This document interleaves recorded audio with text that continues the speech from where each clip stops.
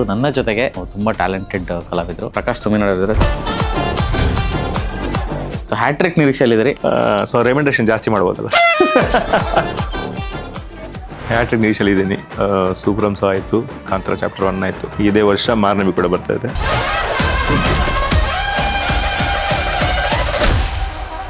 ತುಂಬ ಸರ್ಪ್ರೈಸ್ ಇದೆ ಈ ಸಲ. ಪ್ರಕಾಶ್ ಅವ್ರನ್ನ ಇದುವರೆಗೂ ನೋಡದೇ ಇರೋ ರೀತಿಯಲ್ಲಿ ಈ ಸಿನಿಮಾದಲ್ಲಿ ನೋಡಬಹುದು. ಇದರಲ್ಲಿ ಸ್ಪೆಷಲಿ ಎಮೋಷನ್ಸ್ ಇದೆ. ಈ 3 ಸಿನಿಮಾಗಳನ್ನ ಒಟ್ಟಿಗೆ ಮಾಡುವಂತ ಹೊತ್ತಲ್ಲಿ ನಿಮ್ಮ ಮನಸ್ಥಿತಿ ಹೇಗಿತ್ತು? ಇಲ್ಲಿ ಫಿನಾನ್ಷಿಯಲ್ ಪ್ರಾಬ್ಲಮ್ ಆಗಿಲ್ಲ. ಇಲ್ಲಿ ಕಲಾವಿದರದ್ದು ಡೇಟ್ ಮಿಸ್ ಆಗಿನೇ ಸ್ವಲ್ಪ ಪುಷ್ ಆಗ್ತಾ ಇತ್ತು. ನನಗೆ ಒಂದೇ ಒಂದು ಕುತೂಹಲ ಏನಂದರೆ, ಇಷ್ಟು ಸಕ್ಸಸ್ ಬಂದಿದ್ದಾರ, ಈ ಲೆವೆಲ್ಗೆ ಹೋಗಿದಾರ, ಇವ್ರು ಯಾಕೆ ಇನ್ನೂ ಅದೇ ಥರನೇ ಮುಂದುವರಿತಾರಲ್ಲ, ಅಂದರೆ ಆ ಒಂದು ಚೇಂಜ್ ಓವರ್ಸ್ ಕಾಣಿಸ್ತಾ ಇಲ್ಲ. ಸ್ಕ್ರೀನ್ ಮೇಲೆ ಹೆಂಗಿರೋದಕ್ಕಿಂತಲೂ ಸ್ಕ್ರೀನ್ ಹಿಂದೆ ನಾವು ಹೆಂಗಿರ್ತೇವೆ ಅನ್ನೋದ್ರೆ ಮುಖ್ಯ ಆಗುತ್ತೆ.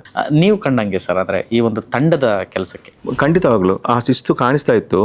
ಬಿಕಾಸ್ ಒಂದು ಸೆಟ್ಟಲ್ಲಿ ನಮಗೆ ಆ ಎಕ್ಸ್ಪೀರಿಯನ್ಸ್ ಆಗುತ್ತೆ. ಬಟ್ ಎಲ್ಲೊಂದು ಕಡೆ ಇವತ್ತು ಕಮರ್ಷಿಯಲೈಸ್ಡ್ ಆಗಿದೆ ಅನ್ನೋ ಒಂದು ವಿಷಯನೂ ಕೇಳ್ಪಟ್ಟಿದ್ದೀವಿ ಹುಲಿ ವೇಷದ ವಿಚಾರಕ್ಕೆ.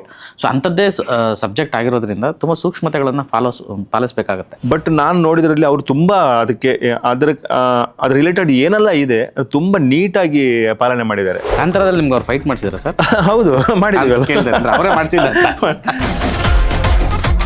ಸಾಕಷ್ಟು ಹೊಸತನಗಳಿದೆ, ಆ ಮುಗ್ಧತೆ ಎದ್ದು ಕಾಣ್ತಾ ಇದೆ.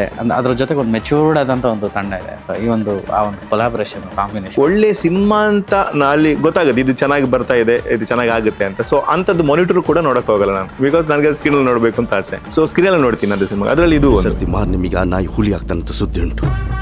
ಹಾಕ್ಲಿ ಬ್ಯಾವರ್ಸಿ ಅದೇ ಮಾರ್ನಿಮಿ ಜಾತ್ರೆಗುಂಟಲ್ಲ, ಅವನನ್ನು ಕಟ್ಟಾಗ್ತೇವೆ ನಡು ರೋಡಲ್ಲಿ.